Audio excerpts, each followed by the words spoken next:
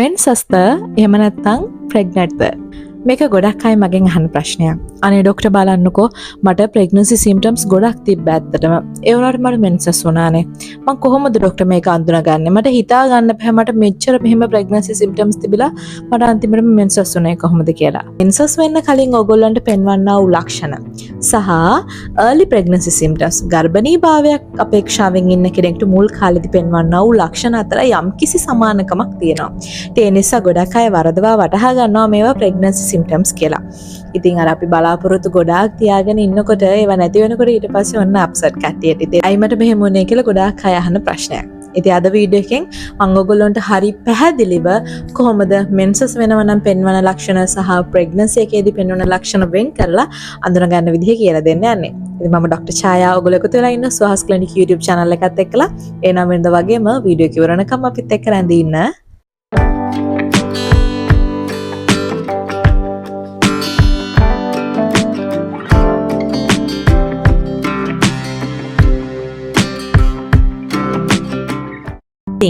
බඩ පිපුම, මහන්සිය, බ්‍රෙස්ට් එකේ සිදුවන යම් වෙනස්කම් සහ මූඩ් ස්විං සමහර වෙලාවට පොඩි නුරුස්සන ගතියක් එනවා තරහ යන ස්වභාවය. මෙන්න මේ වගේ දේවල් ප්‍රෙග්නන්සි එකේදී සහ ප්‍රීමෙන්ස්ට්‍රල් සිම්ප්ටම්ස් එහෙම නැත්නම් මෙන්සස් හැදෙන්න එනකොට සමහර කෙනෙක්ට ප්‍රමුඛව පෙන්වන්නා වූ ලක්ෂණ.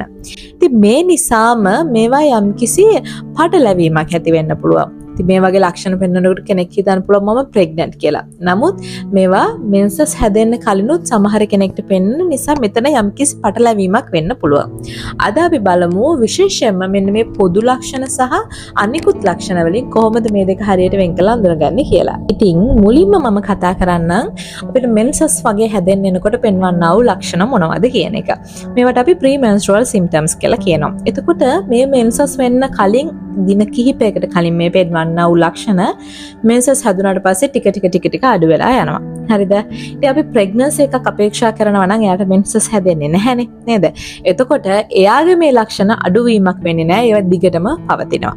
එතකොට කියන්න ඕනේ සාමාන්‍යයෙන් කෙනෙක්ට දින 28න් මෙන්සස් වෙන්න තියෙන කෙනෙක් නම් අපි දන්නවා නම් සාමාන්‍යයෙන් අපේ සයිකල් එක රෙගියුලර් අපිට ඊළඟට දින 28න් මෙන්සස් වෙන්න තියෙන කියලා ඔන්න ඒ වෙනකොට හරියටම සතියකට විතර මෙහයින් නැත්නම් දවස් 5කට 4කට වගේ මෙහයින් තමයි මෙන්න මේ වගේ ලක්ෂණ ඔයාට පෙන්වන්න ගන්නෙ.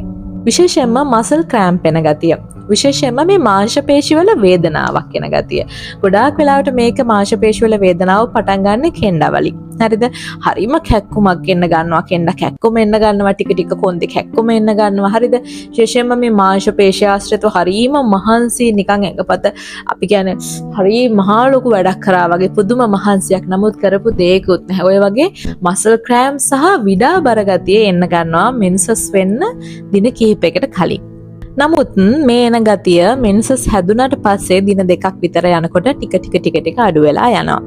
ඒ වගේම තමයි මේ කාලෙදී ස්කින් එකේ ඔයිලි ස්වභාවය වැඩි වෙනවා. තෙල් සහිත ස්වභාවය වැඩි වෙනවා. මේක නම් මෙන්සස් හැදෙන කාලේ පුරාවත් ගොඩක් වෙලාවට තියෙනවා. වමනේ යන ගතියක් කෑමවල රස වෙනස් වෙලා දැනෙන ගතියක් එහෙම මෙන්සස් හැදෙන්න ලං වෙලා එන්නේ නැහැ ඇත්තටම. හරිද?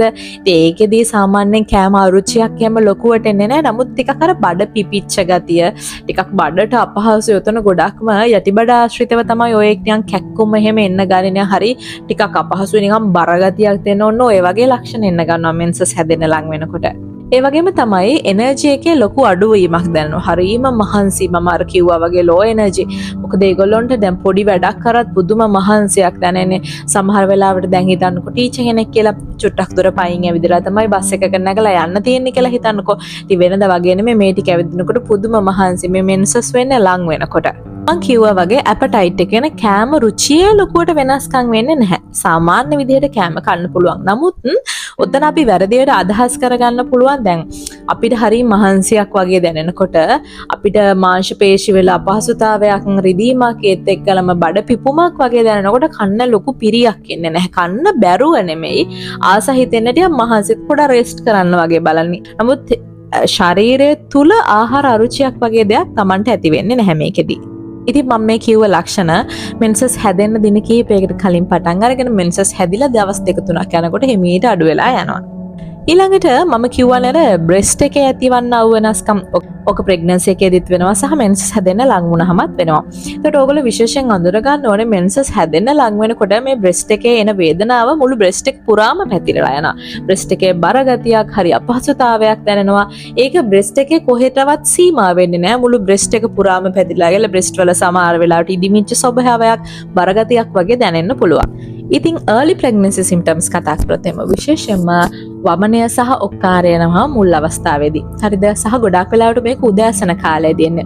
මම කලිනුත් මේක ගැන වීඩියෝ එකක් කරලා තිනවා. ඔයගොල්ලෝ බලන්න නැත්නම් අනිවාර්යෙන්ම ගිහිල්ලා බලන්න. එතකොට මේක සමහර කෙනෙක්ට වමන යන්නේ නැහැ ඇත්තටම. කටට කෙල උනනවා සමහර කෙනෙක් බ්‍රෂ් එක දාලා වමන කරගන්න. ඒ කියන්නේ වමන ගියොත් හරි සනීපයි. එහෙම නැත්නම් හරි අමාරුයි. මෙච්චරක් විතර බුරට එනකම් හැම වෙලේම පිරিলা වගේ ගතියක් තියෙනවා. සමහරුන්ට නම් ඕගාලා වමන යන්න ගන්නවා.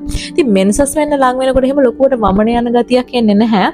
නමුත් මතක තියාගන්න ඕනේ සමහර කෙනෙක් ඉන්නවා මෙන්ස්ට්රුේෂන් එකට කලින් සහ මෙන්සස් එකේදී අධික වේදනාවක් එනවා. ගොඩක් වෙලාට එන්ඩෝමෙට්‍රියෝසිස් තියෙන කට්ටිය වගේ. එතකොට මේගොල්ලෝගේ මේ අධික වේදනාව නිසා ගොඩක් වෙලාට කැම රිජෙක්ට් කරනවා. කන්න ආස නැහැ ඒගොල්ලෝ. අන්න එතකොට ગેස්ට්‍රයිටිස් තත්ත්වය වැඩි වෙනවා. අන්න එතකොට එන්න පුළුවන් ગેස්ට්‍රයිටිස් හොඳටම වැඩි වෙලා වමනේ වගේ. එහෙම නැතුව මෙන්න මෙතනදී අර හැම වෙලේම උදේ නැගිටිනකොටම ඇඳෙන් බහිනකොටම Tamanට තේරෙන අම්මෝ උගුරට එනකම් හරි අමාරුයි නිකන් පිරিলা වගේ ගතියක්. අර ඒ ගතියක් එන්නේ. ඒ වගේ ගතියක් එන්න ගොඩක් වෙලාවට ප්‍රෙග්නන්සි එකේදී තමයි. විශේෂයෙන්ම ස්මෙල් වලට එනවා සංවේදීතාවයක්.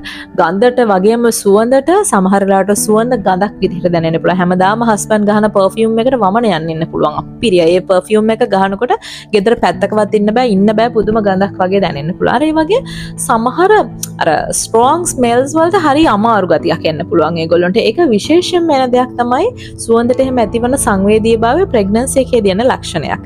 ඊළඟට බ්‍රෙස්ට් එකේ ඇති වෙන වෙනස්කම්. දැන් මම කිව්වා මෙන්සස් වලදී මෙන්සස් හැදෙන්න ලඟ වෙනකොට බ්‍රෙස්ට් එක මුළු බ්‍රෙස්ට් එකේම පැතිරලා යන විදිහ කැක්කුමක් ඉදිමිල්ලක් වගේ දැනෙනවා. නමුත් මේක සුවිශේෂී වෙනස්කමක් වෙනවා. මෙතනදී නිපල් වල තමයි ගොඩාක් වෙලාවට මේක වෙන්නේ සහ බ්‍රෙස්ට් එකේ සයිඩ්ස් වල වෙන්නේ. එතකොට නිපල් එක ඇඳුමක් ගෑවෙන්නවත් බැරි තරම් ඒක දැන් අපි මේ ප්‍රෙග්නන්සි එක කියලා කියන්නේ දරු පැටියෙක්ට කුස දරන්න ලෑස්ති වෙන ගමන් ඉතින් දරු පැටියට ගර්භාෂය වගේ ඊළාන්ට වැදගත් වෙන එකම දෙයාගේ පෝෂණ අවශ්‍යතාවය සපුරන දේනේ එයාගේ කිරි මව් කිරි. එතකොට මව් කිරි හැදෙන්නේ බ්‍රෙස්ට් එකේ නිසා බ්‍රෙස්ට් එකේ මුලින් ඉඳලම වෙනස්කම් වෙන්න ගන්නවා. ඒත් විශේෂයෙන්ම මේ නිපල් වල අධික සංවේදීභාවයක් ඇති වෙනවා. ඒ නිසා යට ඇඳුමක් නෙමෙයි නිකන් ඇඳුමක්වත් සැහැල්ලු ඇඳුමක්වත් ගෑවෙන්න බැරි තරම් පුපුරු ගන්න ස්වභාවයක් නිපල්ස් වල එන්න පුළුවන්. ගොඩක් වෙලාවට නිකන් කටු අනිනවා වගේ හැඟීමක් අන්න ඒ වගේ දෙයක් දැනෙන්න පුළුවන් නිපල්ස් වල. වගේම ගොඩක් වෙලාවට ප්‍රෙග්නන්සි එකේදී එන ලක්ෂණයක් තමයි ඉම්ප්ලාන්ටේෂන් බ්ලීඩින්.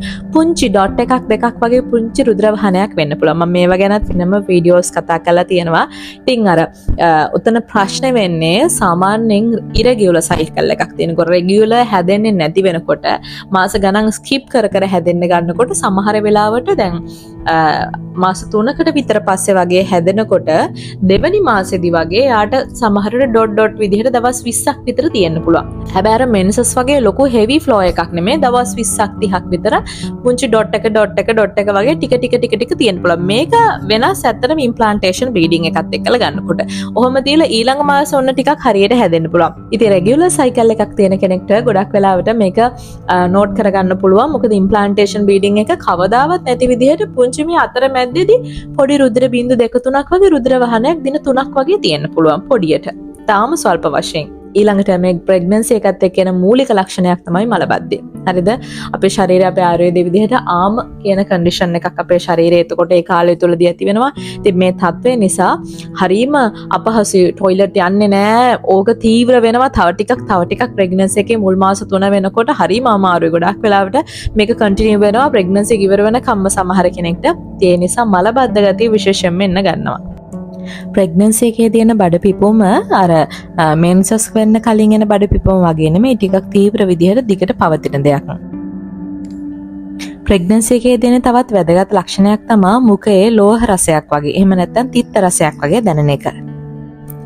දැන් අපි එකින් එක ලක්ෂණ සලකලා බලලා මෙන්සස් වෙනකොට පෙන්වන ලක්ෂණද මේ ප්‍රෙග්නන්ට් වෙනකොට පෙන්වන ලක්ෂණද කියලා හරියට වෙන් කරලා අඳුනගමු.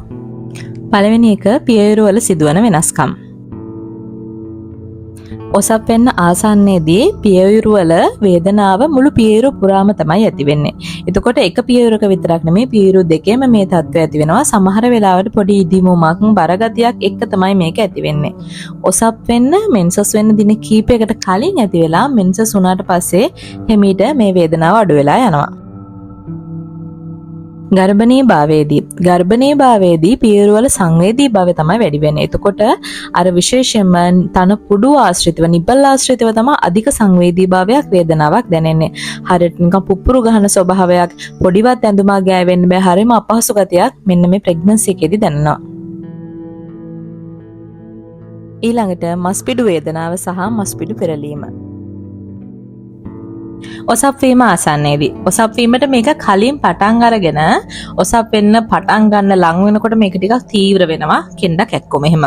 ඊට පස්සේ ඔසප් වීම ආරම්භ වෙලා ටික ටික මේක අඩු වෙලා යනවා. ගර්භණී භාවයේදී මස්පිඩු වල වේදනාවක් යම් විදිහකට ඇති වෙනවා. ගර්භණී භාවයේදී සමහර කාන්තාවන්ට මස්පිඩු පෙරලීම එනවා.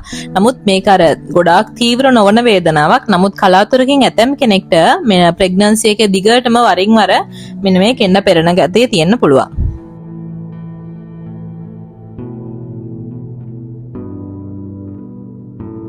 අපි කතා කරමු මනෝභාවයන්ගේ වෙනස්කම් ගැන. ඉතින් ඔසප් වීම ආසන්නයේදී පොඩි නොරුස්සම් ස්වභාවයක්, තරහ යන ගතියක්, කාංසාවක් වගේ ලක්ෂණ එන්න පුළුවන්. සාමාන්‍යයෙන් ඔසප් වීමත් එක්ක එන වේදනාවට සහ එන හෝමෝන වෙනස්කම් එක්කලා මේවා සාමාන්‍යයෙන් සාමාන්‍ය පවතින ලක්ෂණ. ගර්භණී භාවයේදී හැම නෙමේ වෙනදට වඩා නැති සංවේදී ගතියක් එනවා. හිතට හරියට නිකන් දුක හිතෙන ගතියක්, හිතා ඉක්මනට තරහ යන ගතියක්, ඔන්න ඔය වගේ ස්වභාවයක්. මේක සාමාන්‍ය ජීවිතයේ තියෙන ගතිය නෙමෙයි, සම්පූර්ණයෙන්ම Tamanට මේ තමන්මද කියලා හිතන විදිහේ වෙනස්කමක් ඇති වෙනවා. ඊළඟට අපි කතා කරන්නේ විඩාබර ස්වභාවය ගැන. මේක ඔසප් වීමට ඉතාම ආසන්නව තමයි මේ විඩාබර ගතිය එන්නේ. ඒත් එක්කලම තමයි ඔසප් වීම අවසන් වෙනකොට මේක හිමීට අඩු වෙලා යනවා. ගර්භණී භාවයේදී හැම නෙමේ මේකෙදි දිගින් දිගට පවතින විඩාවක් එන්නේ. රෙස්ට් කරනකොට පවා ටිකක් අර ඇඟට පණ නැති ගතිය, මහන්සි ගතිය තියෙන්න පුළුවන්. දැන් අපි කතා කරන්නේ ඉම්ප්ලාන්ටේෂන් බ්ලීඩින් ගැන. මෙන්සස් වෙන ලඟ වෙනකොට සහ ප්‍රෙග්නන්සි එකේදී කොහොමද මේක පෙන්වන්නේ කියලා. සාමාන්‍යයෙන් ඔසප් වීම ආසන්නයේදී සාමාන්‍ය ඔසප් චක්‍රයක් තියෙන කෙනෙක්ට කිසිම වෙලාවක ඉම්ප්ලාන්ටේෂන් බ්ලීඩින් එකක් ඇති වෙන්නේ නැහැ. නමුත් මම අර කලින් කිව්වා වගේ හෝමෝන අසමතුලිතතාවවලදී මාස ගණන් මෙන්ස ස්කිප් කරනකොට ටිකක් ඩොට් එක වගේ දින 20 30 වගේ දීර්ඝ කාලයක් පවතින්න පුළුවන්. නමුත් මේක ඉම්ප්ලාන්ටේෂන් බ්ලීඩින් තත්ත්වයක් නෙමෙයි. ගර්භණී භාවයේදී ගත්තොත් එහෙම නෙමෙයි, ලා රෝස පාටට දුඹුරු පාටට මේක ඇති වෙන්න පුළුවන්. සාමාන්‍යයෙන් ඕවියුලේෂන් එක වෙනතන් ඩිම්බ මෝචනය වෙලා දින 6කින් 10කින් අතර කාලයකදී වගේ මේක ඇති වෙන්න පුළුවන්. ඊළඟ පොයින්ට් එක විදිහට අපි කතා කරන්නේ මුඛයට දැනෙන ලෝහ තිත්ත රසය. ගොඩක් වෙලාවට නිකන් මුඛේ බැඳිලා වගේ පවතින ගතියක් මේකෙදී එන්න පුළුවන්. සාමාන්‍යයෙන් ඔසප් වෙන්න ලඟ වෙනකොට එම විශේෂයෙන් කියලා මුඛයේ බැඳිච්ච ගතියක්, කටට තිත්ත රසක්, නිකන් මලකඩ රසක් වගේ, ලෝහ රසක් වගේ ඔහොම දැනෙන්නේ නැහැ. හැබැයි ප්‍රෙග්නන්සි එකේ මුල් කාලෙදී ගොඩක් වෙලාවට සමහර කාන්තාවන්ට මුඛයේ නිකන් ලෝහ තිත්ත රසයක් වගේ දැනෙනවා. එතකොට නිකන් කන්න හිතෙන්නේ නැහැ. මොකද නිකන් තිත්ත ගතිය හැම වෙලෙම තියෙනවා වගේ ඒගොල්ලන්ට තේරෙනවා. ඊළඟට අපි කතා කරන්නේ වමනය සහ ඔක්කාරය ගැන. ગેස්ට්‍රයිටිස් වගේ විශේෂයෙන් නැත්තම් සාමාන්‍යයෙන් ඔසප් වීම ආසන්නයේදී කෙනෙක්ට එන්නෙම නැති තරම් වමනයක් සහ ඔක්කාරයක් ඊටාම කලාතුරකින් කෙනෙක්ට ඇති වුණොත් තමයි. නමුත් ගර්භණී භාවයේදී මේක ඉතා ප්‍රමුඛ ලක්ෂණයක්. විශේෂයෙන්ම උදෑසන සහ තදබල සුවඳ දැනෙන අවස්ථාවල මම කිව්වා අර හස්බන්ඩ්ගේ පර්ෆියුම් එකට පවා සමහර කෙනෙක්ට වමන යන්න පුළුවන් කියලා. ඒ වගේ ස්ට්‍රොං ස්මෙල්ස් වලදීත් මේ වගේ වමන යන ගතිය, උගුරට එනකම්ම පිටිච්ච ගතිය වගේ දැනෙන්න පුළුවන්. ඊළඟට මේ අවස්ථා දෙකේදී එන ආහාර අරුචිය ගැන අපි කතා කරමු. ඔසප් වීම ආසන්නයේදී එහෙම ලොකුවට ආහාර අරුචියක් එන්නේ නැහැ. ඔයාට කලින් විදිහටම ආහාර ගැනීමේ හැකියාවක් තියෙනවා. නමුත් චුට්ටක් ලුණු රසට, පැණි රසට වැඩි කැමැත්තක් ඇති වෙන්න පුළුවන්. එහෙම කියලා ඔයාට කිසිසේත්ම ආහාර අරුචියක් එන්නේ නැහැ. නමුත් ගර්භණී භාවයේදී එහෙම නෙමෙයි. තදබල ආහාර අරුචියක් ඇති වෙන්නේ. මෙච්චර කාලයක් තමන් ආසාවෙන්ම කාපු කෑම දැක්කම වමන යන්න පුළුවන්. ඒකේ සුවඳට වමන යන්න පුළුවන්. ඒකේ කිසිම රසක් ලොකුවට දැනෙන්නේ නැති වෙන්න පුළුවන්. ඒ වගේ ඉතා ලොකු ආහාර අරුචියක් ගර්භණී භාවයේදී ඇති වෙනවා.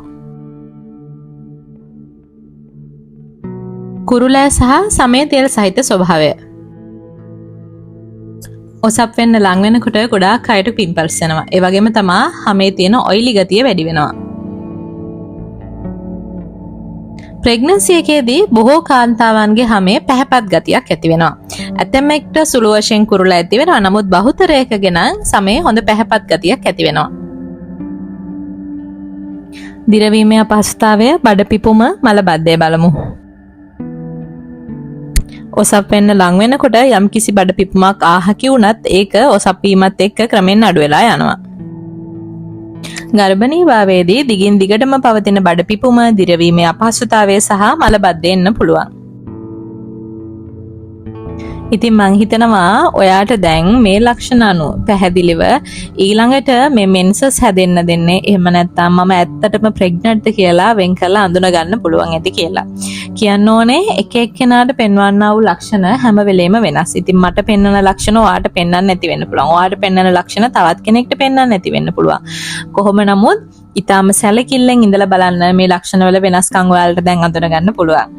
එහෙනම් ඔයා දරු පැටියෙක් බලාපොරොත්තු වෙන්නම් ඉන්නේ. ඉතින් ඔයාගේ හීනය ඔයා බලාපොරොත්තු වෙන මාසෙම ඉෂ්ට සිද්ධ වෙන්න කියලා මම මුළු හදවතින්ම ප්‍රාර්ථනා කරනවා. එහෙනම් ගිහින් එන්නම් අලුත් වීඩියෝ එකක් අරගෙන අපි ආය දවසක එන්නම් අපි සුවහස් ක්ලිනික්.